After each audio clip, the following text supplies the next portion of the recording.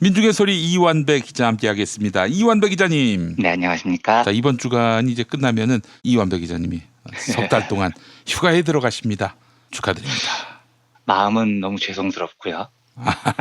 한켠에서는 신나고 이걸 어떻게 설명을 아니 해야겠죠? 이제 우리 저 애청자분들도 정말 이건 뭐 하루하루가 마스터피스인데 석 달 쉬실 만도 하다 이런 반응들을 많이 보이고 계시니까 푹 쉬다 오십시오. 네, 좋게 말씀해 주셔서 정말 감사합니다. 제가 뭐 쉬게 된 격이나 이런 건 금요일째 한번 마지막 휴가 가기 전에 한번 인사를 따로 드리기로 하고요. 예. 어쨌든 이렇게 긴 휴가를 허락해 주신 김용민 PD님과 정치자 여러분들께 정말로 감사드립니다.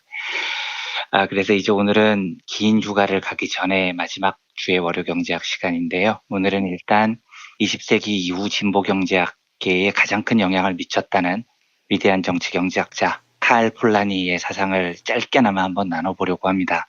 칼 폴라니 경제연구소장이 정태인 선생 아닙니까? 그렇죠. 제가 그것도 이제 원고에 적었는데 예.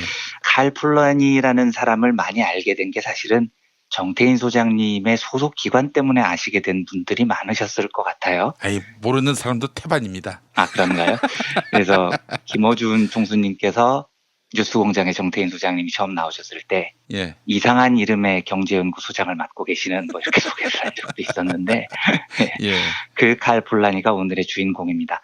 근데 우선 오늘 이야기를 드리기 전에 이번 주 브리핑 계획과 개인적인 소회를 미리 말씀드리려고 합니다. 말씀해 주셨듯이 감사하게도 이번 주를 끝으로 3개월간의 긴 휴식을 갖게 됐는데요. 예. 그래서 이번 주는 떠나기 전 마지막 한 주여서 평소에 해보고 싶었던 걸 해보고자 합니다. 평소에는 하루하루 어떤 방송을 할까 이런 고민으로 한 2년 8개월을 브리핑을 했었던 것 같은데 네. 아주 가끔이요. 조금 호흡이 긴 이야기를 드려보고 싶을 때가 있기는 있었어요. 예를 들면 주간지에 나오는 커버 스토리 형태로 하나의 주제를 잡고 한 일주일에 5가지 꼭지로 그 이야기에만 집중하는 형태인데 사실 이렇게 하면 한 가지 주제로 5일을 끌면 들으시는 분들이 일단 지루하고요. 그리고 매일 나오는 경제 뉴스에 대한 브리핑도 엄연히 필요한 거니까 그동안 엄두를 못 낸 일이었는데 이제 휴가 가기 전 마지막 주니까 용기를 내서 청취자 여러분들께 양해를 먼저 드리고요. 해보고 싶었던 주간지 형태의 일주일짜리 브리핑을 한번 해보겠습니다. 예. 이번 한 주간 다룰 주제는 우리가 어떤 시대에 살고 있느냐에 관한 내용입니다. 예. 제 느낌이지만 2018년 지금은 정말로 거대한 자본주의의 격변기가 아닐까 저는 그렇게 생각을 해요. 예. 그리고 만약에 우리가 살고 있는 지금이 엄청난 전환기의 한 가운데 있는 거라면 우리의 시각이 지금보다는 조금 더 멀리 내다봐야 하고요. 조금 더 깊이 고민을 해야 되는 대목이 있습니다. 예. 그래서 오늘은 그 출발점으로 거대한 전환이라는 역작을 남긴 칼 폴라니의 일면을 살펴보려고 하는 겁니다. 그리고 내일은 엘리자베스 워런이나 버니 샌더스 등이 지금 이끌고 있는 미국의 거대한 변화를 살펴보려고 하고요. 모레는 노동당 당수 제러미 코빈이 이끌고 있는 코빈의 경제사상을 코비노믹스라고 하는데요. 미국과 함께 자본주의의 양대산맥을 이끌고 있는 영국의 변화를 검토해 볼까 합니다. 그리고 목요일에는 이 거대한 변화 속에서 한국의 자본주의는 어떤 모양새를 하고 있는지를 한번 살펴보고요. 예. 마지막 날에는 좀 거창하게 이야기를 하자면 우리의 운명? 이런 주제로 로버트 라이트의 운명론이라고나 할까요? 이런 걸 살펴보면서 5일짜리 주제를 마무리하려고 합니다. 아까 말씀드렸듯이 이제 오늘 살펴볼 칼 폴라니는 정태인 소장님을 통해서 이름이 많이 알려진 분이죠. 폴라니가 1886년에 태어났습니다. 오스트리아 헝가리 제국에서 태어났고요. 예. 그런데 희한한 건 인류 역사상 위대한 사상가들이 굉장히 많은데 이상하게도 사상가들이 대거 몰려있는 시기가 있습니다. 언제냐면 폴라니가 태어났던 1886년 전후예요. 19세기 후반 출생자들 중에 이상할 정도로 사상가들이 많이 태어납니다. 그래서 이 무렵을 사상가의 대풍년 시기 이렇게 농담하시는 분들도 있습니다. 예를 들면 오늘 소개할 폴라니도 1886년생이죠. 그리고 폴라니와 함께 대학 시절에 서클을 만들어서 투쟁을 했던 헝가리의 위대한 철학자 게오르그 루카치는 폴라니의 한 살 형인 1885년생입니다. 예술 쪽으로는 피카소가 엄청 위대한 현대의 거장이지만 이 사람은 루카치보다 고작 4살 형인 1881년생이고요. 과학으로는 아인슈타인이 있죠. 그런데 아인슈타인은 그보다 딱 2살 형인 1879년생입니다. 예. 경제학적으로는 현대에 가장 큰 영향을 미친 사람이 단연 존 메이너드 케인스인데 케인스는 폴라니보다 3살 형이에요. 1883년생입니다. 그러니까 이 사람들뿐만 아니고 20세기, 21세기의 세상에 기반이 됐던 수많은 위대한 사상가들이 다 요 무렵에 태어납니다. 근데 이유는 아마 제 생각이지만 이 시기가 인류 역사상 가장 놀라운 격변기였기 때문일 겁니다. 지구가 태어난 이래 인류가 문명을 형성한 이래 가장 놀라웠던 시기였을 것 같아요. 상상을 해보십시오. 예전에는 어떤 나라가 못 산다 이러면 흉년이 들어서 그 지역이 뭐 농사가 안 되고 이런 거였어요. 그런데 1929년, 1930년에는 사상 처음으로 지구 전체 경제가 동시에 몰락하는 대공황이라는 게 벌어집니다. 이게 얼마나 놀라운 일이었겠습니까? 그리고 이 세대는 사상 처음으로 인류 스스로가요. 세상을 설계를 해서 혁명을 하는 모습을 지켜본 세대예요. 그러니까 자본주의건 뭐 중세 봉건제건 고대 노예제건 어떠한 시스템도 자연 발생적으로 태어났지 사람이 설계하지 않았거든요. 그런데 사회주의라는 건 사람이 계획을 하고 설계를 한 시스템이었습니다. 심지어 러시아 혁명은 성공까지 하죠. 그러니까 이 시기 천재들은 어떻게 생각하냐면 우리가 박 터지게 공부하고 연구를 해서 고민을 하면 진짜로 세상을 바꿀 수 있구나. 우리 의도대로 세상이 달라지는구나. 이걸 절감을 한 세대입니다. 그래서 그 어떤 세대에 비해서 박 터지게 공부를 한 세대이기도 합니다. 그리고 또 반면에 이 세대는 전 지구적인 반동, 좌절 이런 것도 겪어봤습니다. 세계 1, 2차 대전을 겪었잖아요. 지금 우리는 이걸 역사책에서 배우니까 뭐 그런 일이 있었지 이러는데 곰곰 생각을 해보면 이게 진짜 놀라운 일입니다. 전 세계가 전쟁을 벌인 거예요. 이 상상이 가십니까? 온 지구가 총질을 하고 있었다고요. 게다가 이 시기에 어떤 종류의 인간들이 나타나서 우리가 인종학적으로 우세하니까 열등한 인종은 가스실에 넣고 몰살을 시켜버리자. 이런 자들이 나타났는데 이런 자들이 세상을 지배할 뻔했습니다. 이게 얼마나 쇼킹한가요? 예를 들어서 제가 길을 가는데 경찰이 갑자기 야 주민증 내봐. 이래서 주민증을 보여줬더니 어라? 너 고향이 이쪽이네? 오케이 가족하고 너하고 전부 가스실에서 사형 이랬다는 겁니다. 상상이 안 가는 일이잖아요. 근데 이걸 히틀러는 진짜로 했고 세계를 지배할 뻔했다는 거죠. 그래서 이걸 겪어본 1880년대 무렵 천재들이 시대에 대한 고민과 성찰이 작을 수가 없습니다. 저는 이 시기에 놀라운 천재들이 많이 나타난 건 좀 슬픈 일이라고 생각하는 사람입니다. 너무 많은 사람들이 죽고 너무 많은 사람들이 사라진 인류 역사상 가장 참혹했던 격변기였기 때문에 이 시기에 그렇게 천재들이 많이 등장하지 않았을까 이게 제 짐작입니다. 예. 폴라니도 이 격변기의 영향을 굉장히 많이 받습니다. 1차 세계대전 이후에 고국이었던 오스트리아에 파시즘 기운이 굉장히 강하게 감도는데요. 폴라니는 이걸 피해서 런던으로 이주를 합니다. 그런데 앞에 걸 피하고 뒤에 걸 왔더니 더 놀라운 사실을 본 거죠.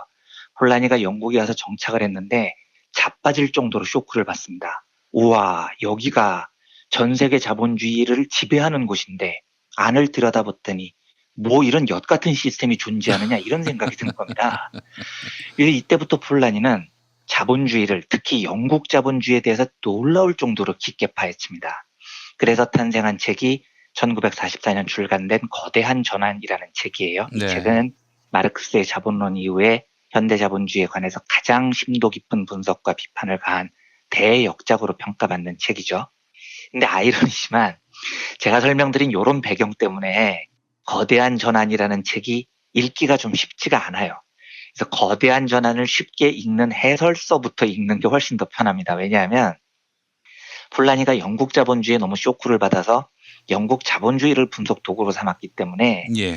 이 책의 상당량이 영국 자본주의의 역사에 대해서 너무 길게 나옵니다. 그래서 읽다 보면 좀 지겨워요. 내가 고등학교 때 국사도 이렇게 열심히 공부 안 했는데 영국 역사를 이렇게 열심히 공부해야 돼 그런 생각이 듭니다. 그래서 보통 거대한 전환을 읽다가 실패하시는 분들은 4장쯤에서 접습니다.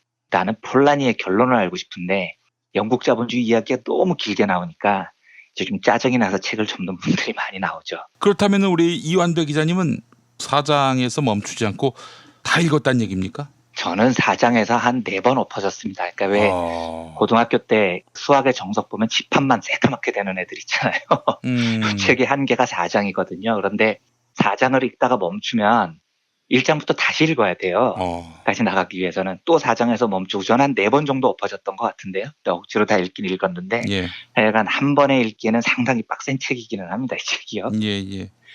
폴라니의 사상이 워낙 거대하지만요. 오늘은 그 중에 아주 짧은 한 대목만 다뤄보겠습니다. 이른바 맷돌론이라는 건데요. 폴라니는 자본주의를 악마의 맷돌이라고 표현을 합니다. 맷돌은 아시다시피 콩 같은 거 넣고 다글다글 갈아버리는 도구죠. 그러면 자본주의라는 악마의 맷돌은 뭘 갈아버리느냐? 우리들의 인간성을 통째로 다글다글 갈아버리는 겁니다. 이렇게 생각을 해보겠습니다. 우리 인류는 원래 7,000년 동안 문명을 만들고 살면서 사회, 소사이어티, 함께 사는 것 이런 걸 형성하고 살았습니다. 그리고 그 사회 안에서 서로 돕고 사는 건 너무 당연한 진리였습니다. 이게 돕지 않으면 못 살아가는 거죠. 사회 안에서는요. 그런데 시장 경제라는 게 도입이 되고 시장이 모든 것을 해결한다는 생각이 확산되면서 돕고 사는 사회라는 게 박살이 나버립니다. 취업을 하려고 해도요. 시장에서 형성된 경쟁을 이겨야 됩니다. 그러면 그 경쟁에서 이기기 위해서 서로 돕는 사회라는 게 어떻게 존재하겠습니까? 남을 짓밟아야 내가 이기는 건데요. 예. 우리 아이들 보십시오. 친구들 그룹이 존재하잖아요. 너무 친한 친구들이에요. 근데 막상 중간고사를 쳤는데 친구보다 성적이 나쁘면 부모님한테 야단을 맞아요. 아, 너는 왜 걔보다 성적이 안 좋냐고요. 이러면 우리 아이들이 그 우정어린 친구들의 그룹을 정말로 우정어린 소사이어티로 대할 수 있겠습니까? 시험 때마다 제가 이겨야 될 경쟁사회로 생각을 하게 되죠.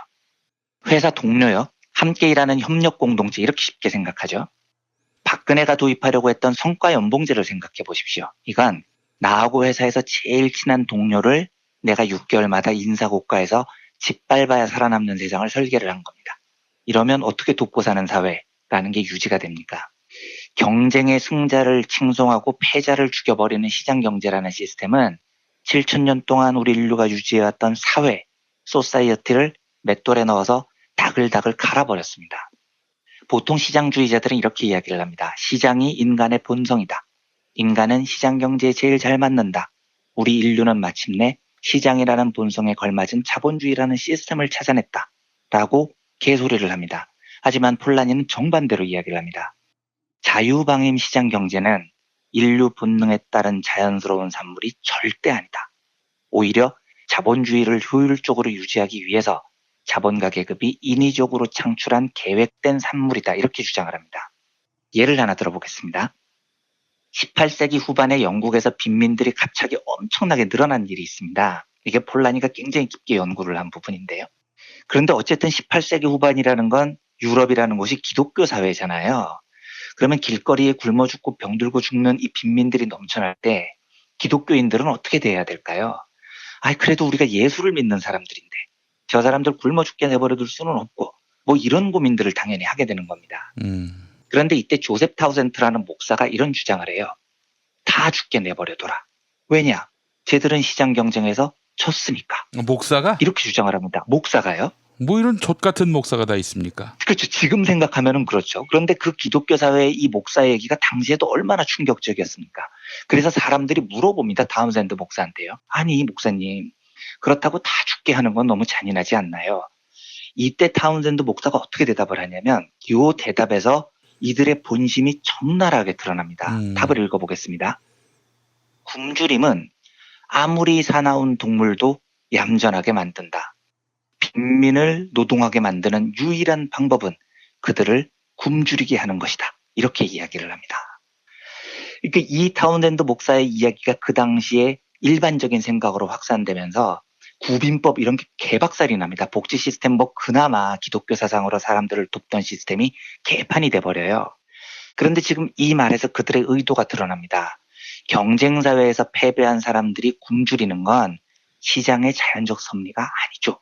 저들의 계획이라는 겁니다. 저들은 시장이라는 시스템을 만들어서 패자들을 만들어내고 그래서 패자들을 굶주리게 합니다. 그 이유는 패자들을 얌전하게 만들기 위해서입니다. 인위적 장치라는 뜻이죠. 그래서 제가 가끔 자본과 노동이 대립할 때 자본이 과연 우리 노동자들이 풍요롭게 사는 걸 원할까요? 절대 그렇지 않습니다. 자본이 가장 꿈꾸는 세상은 노동자들이 빈곤한 것이고 빈곤한 노동자들이 득실되는 세상입니다. 이런 이야기를 방송에서 종종 드리는데 그 이야기의 연원이 여기에 있는 겁니다. 설계된 세상이라는 거죠. 말씀드렸듯이 타운센드 목사의 주장이 받아들여져서 당시 영국에서 구빈법, 빈민구제법 이런 게 개판이 되고요. 가난한 자들은 굶어 죽게 내버려두라 이런 주장이 대세가 됩니다. 그리고 이 주장의 이면에는 굶주림은 아무리 사나운 동물도 얌전하게 만든다는 사실. 그래서 노동자들을 굶게 하면 쟤들은 노예처럼 일하는 삶을 너무 쉽게 받아들일 것이라는 이데올로기가 숨어져 있다는 거죠. 그럼 이제 좀 더 명확해집니다. 자본주의가 신처럼 떠받드는 시장을 통한 경쟁이라는 것. 이게 신의 섭리일까요? 절대 아니라는 겁니다. 이건 지배의 기술이라는 거죠.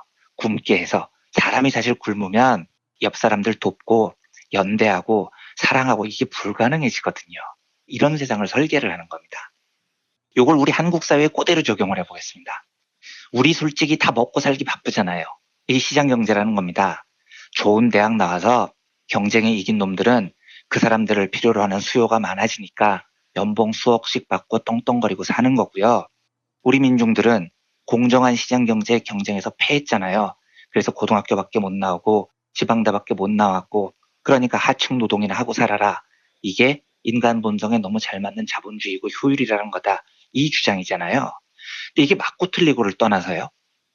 저렇게 세상을 설계하면 누구도 돕고 살려고 하지 않습니다. 예를 들어서 내가 중산층이에요. 뭐 인서울 정도 대학 나왔습니다. 그러면 돌이켜보면 하층민을 돕고 싶겠습니까? 천만에요. 내 코가 석잔데요.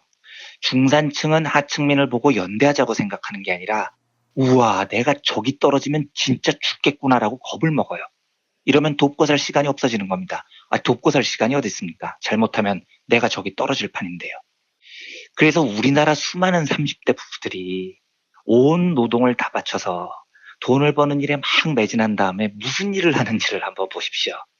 연대와 협동을 하는 게 아니고요. 애들 영어학원 보내는 일을 합니다. 내 가족부터 살아야 되니까요. 내 자식이 저 구렁텅이에 빠지면 안 되니까요.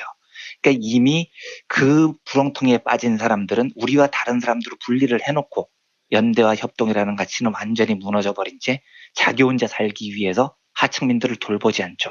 인류의 본성이 연대와 협동이라는 본성이 맷돌에 다글다글 갈려버린 겁니다. 저는 가끔 최저임금이나 이런 문제에 대해서 네이버의 댓글을 보면 이게 매크로가 아니라는 걸 전제로요. 로마 시대 검투 노예들이 사형 선고를 받을 때 같은 느낌이 들어요. 노예가 싸움에서 지면 황제가 죽일까 살릴까를 결정하잖아요. 예. 황제가 엄지를 치켜들면 그 노예는 살고 엄지를 내리면 그 노예는 죽습니다. 그런데 대부분 관중들은 그걸 보고 어떻게 외치냐면 자기 일이 아니니까 죽여라, 죽여라, 패자를 죽여라 이렇게 선동을 합니다. 그 심리는 뭘까요? 그렇죠. 이건 광기잖아요. 이해가 안 되는 미친 심리인 거죠. 그런데 우리는 지금 이 광기에서 벗어나 있습니까? 이 사회에서 죽음의 위기에 내몰린 수많은 민중들이 있어요. 그런데 그 민중들을 앞에 두고 최저임금 올리지 마, 복지는 포퓰리즘이야 이렇게 주장하는 건 말이 그럴싸하게 포장돼서 그렇지 죽음의 위기에 놓인 사람들을 앞에 두고 죽여라 저 새끼들, 죽여, 패자들이니까 당장 쳐 죽여라 라고 외치는 것하고 뭐가 다르냐는 겁니다. 그러니까 우리는 우리도 모르는 사이에 남들 보고 죽여라 죽여라 하고 외치는 사회를 너무나 당연하게 받아들이고 있는 겁니다. 그런데 이게 인간적으로 생각을 해보면 그럴 수가 없는 것이지만 이런 사회가 될 수 있는 이유는 폴라니의 말대로 우리도 모르는 사이에 우리의 인간성이 자본주의라는 악마의 맷돌에 다글다글 갈려버렸기 때문이에요. 그래서 저는 따뜻한 보수 이런 말 절대 안 믿습니다. 불가능한 이야기입니다.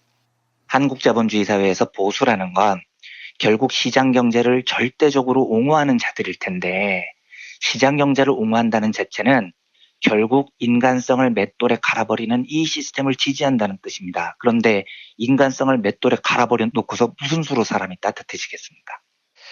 폴라니는 이런 비인간적인 사회가 절대 지속될 수 없다고 생각을 합니다. 그래서 우리 인간들은 본능적으로 이 비인간적인 사회를 벗어나기 위해서 운동을 벌인다고 주장을 해요. 인간이 상품으로 전락하는 것에 저항을 하고요.